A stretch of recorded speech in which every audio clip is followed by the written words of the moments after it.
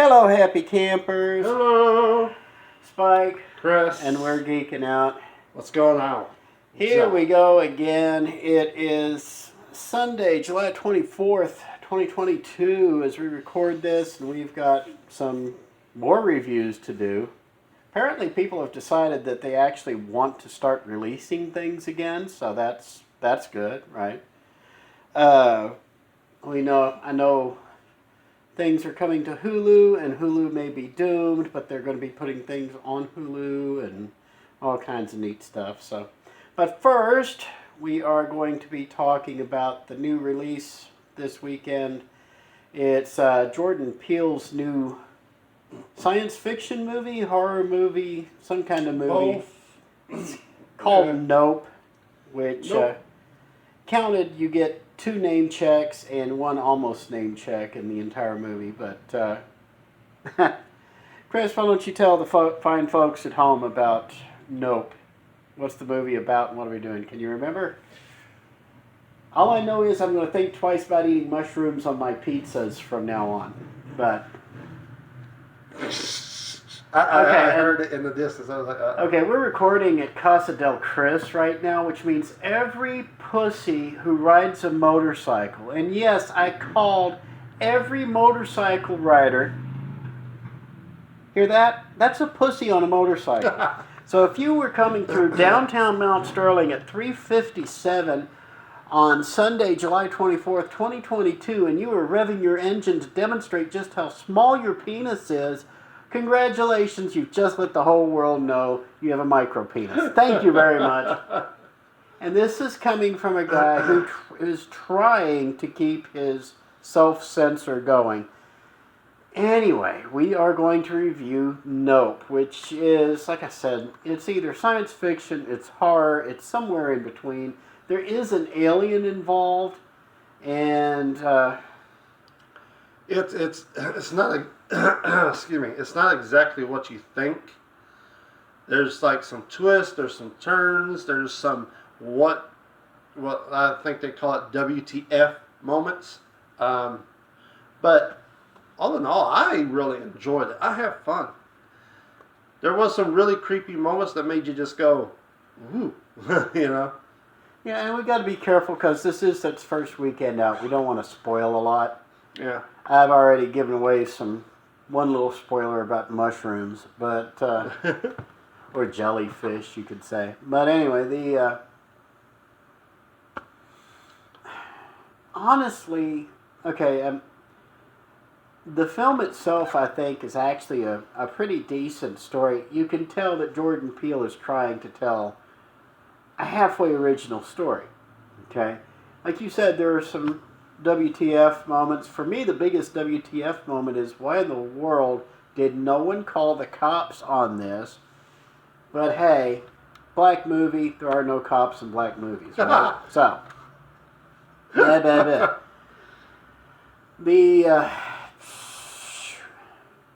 trying to figure out how to talk about this without spoiling it. That's going to be the hard part. The idea is there's a black Hollywood ranch that wrangles horses for movies, and the brother and sister team who are running this place wind up basically fighting an alien. And so it's not cowboys versus aliens, but it's an unusual concept. Chris, you wanted to say anything before I start going into the weeds here?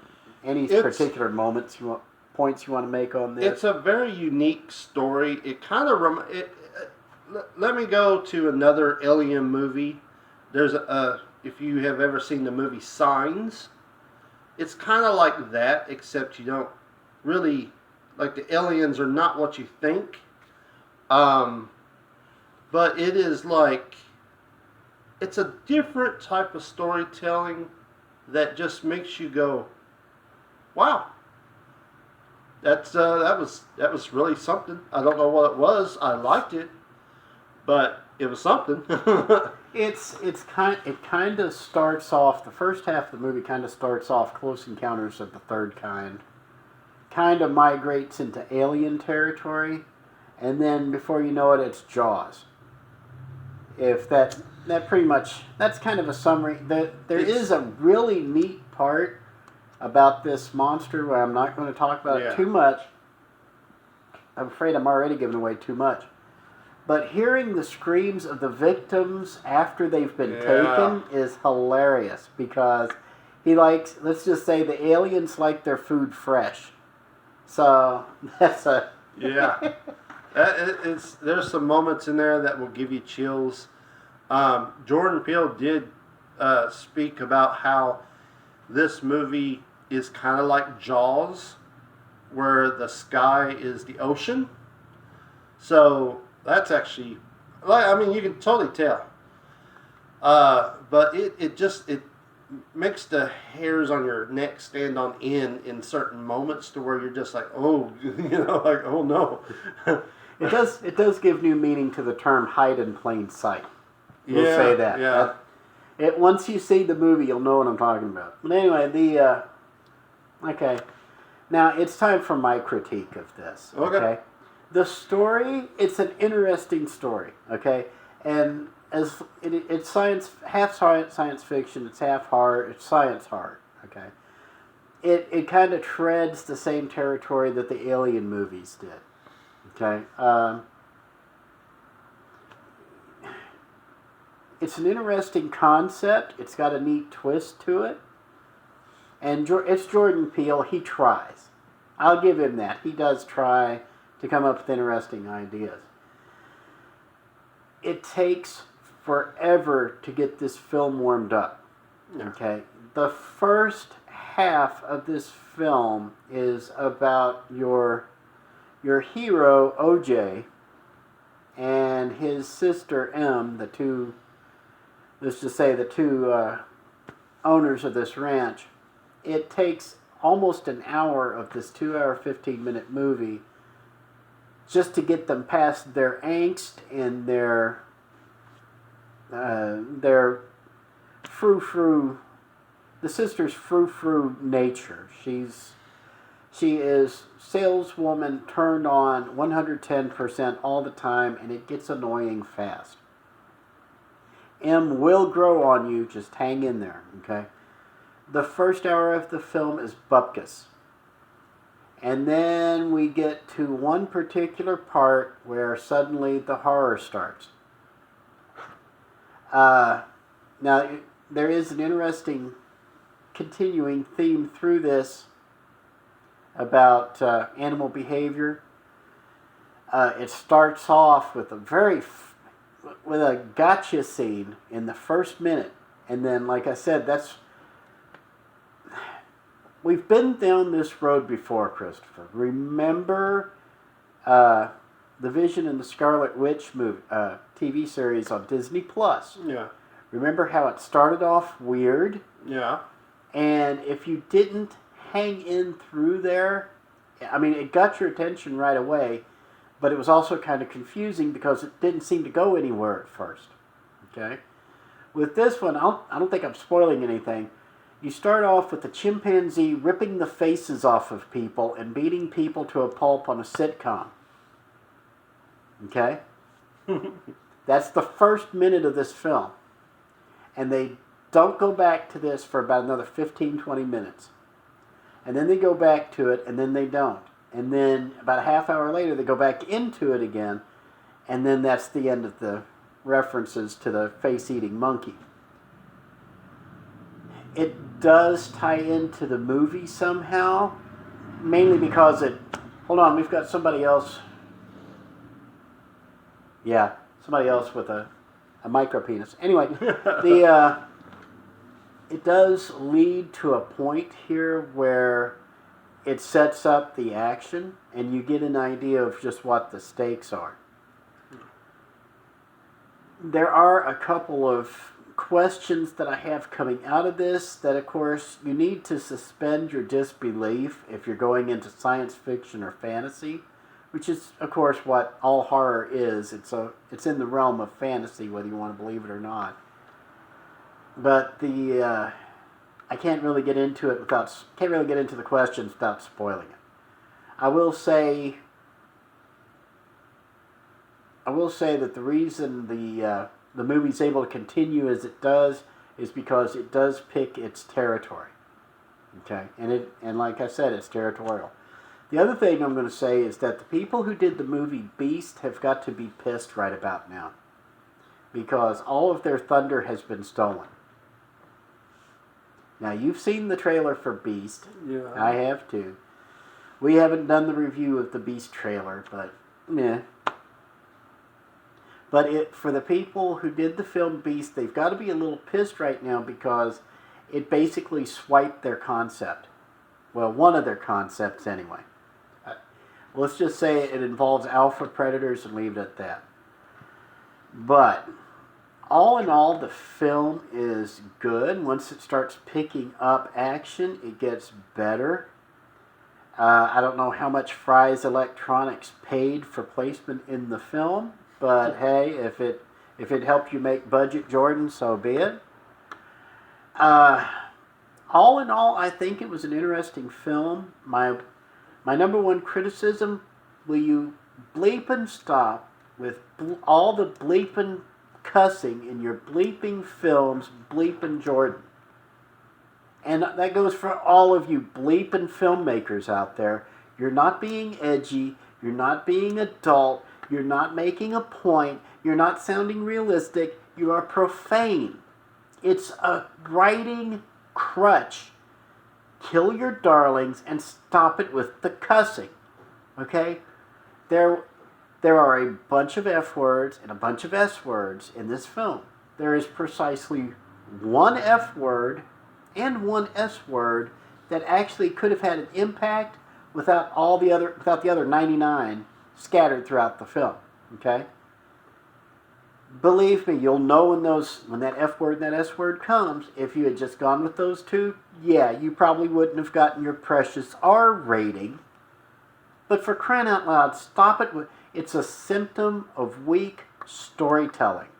Okay? You are trying to show how tough everybody is by cussing, and all cussing does in films anymore is just cover for a lack of characterization. And so it's been used as a crutch for so long that even when you have good dialogue, and I'm not saying this was great dialogue, not sparkly dialogue by any stretch of the imagination, the people are so used to hearing that cursing as a crutch. Your audience is going to dismiss you right away. I almost did it in this film. The only reason I held on through this is because I know it's Jordan Peele, and he's got an interesting take to make. Okay, This Is Us was no Us. Us. This Is Us is a TV show I never watched. Us had an interesting take and a nice twist to it, but again, you had to get through a bunch of cursing. This is not Comedy Central, okay? You don't have to sit there and resort to a potty mouth to get your audience's attention because you're a good filmmaker, Jordan. Stop resting on that crutch. Okay, and that is my biggest criticism of this. I have one more criticism of it, and this is just nitpickery. Anticlimax much? Okay, the film the film builds the tension, and then literally ends on a popcorn fart. It does do that. It's Sorry, we're waiting for all these retards with all their. I really got to edit that one out. I'm not allowed to say retards on YouTube. But anyway, I'll probably leave it in on the podcast. But anyway, so you got something to say? My biggest pick, I think, was was the story of the TV show and the chimpanzee thing. Like, it didn't go nowhere. And I don't know why. Like, it was focused on the brother and sister. It wasn't really focused on the child star. Right. So it's like, why are we doing this? It's like, or why is that even part of the story? Okay, let me introduce you to the concept of foreshadowing. Okay, the sitcom he's talking about is one I talked about earlier, where the chimp rips off faces and beats people to death while they're recording, supposedly in front of a live audience, which sounded canned, so get out to me. Anyway, what he's trying to do is show how a predator works and how an animal can lose control at any given situation. You have to understand that even domesticated animals are still animals. Okay? They don't have intellects. They don't have restraints. They have instincts. They can even have training. But the chimpanzee goes nuts because let's just say it, a balloon pops, and it reacts to the loud noise by attacking everything in sight. It just loses it. Horses are the same way. We saw an example of that early in the film where the cameraman gets too close to the horse sees himself and bucks. He doesn't hurt or kill anybody, but he scares everybody and loses O.J. Haywood the contract to film.